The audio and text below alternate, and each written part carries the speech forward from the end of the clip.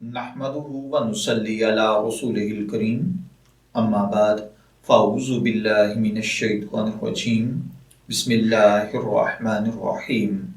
अस्सलामु अलैकुम dear viewers, हमारा आज का टॉपिक है क्या रमज़ानुल मुबारक में रोज़े के दौरान सुरमा लगाने से यानी आँखों में सुरमा डालने से रोज़ा टूट जाता है या नहीं, और अगर टूट जाता है तो इसका कफ़ारा या कज़ा दोनों में से कौन सी चीज़ लाजिम है।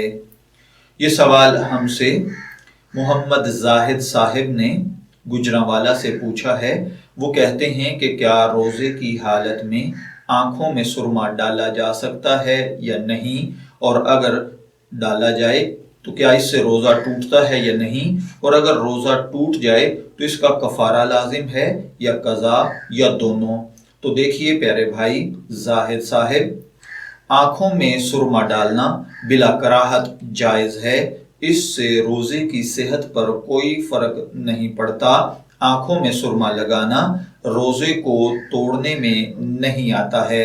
मैं दुआगो हूँ कि अल्लाह ताला हमें इन बातों को समझकर इन पर अमल करने की तौफीक अता फरमाए।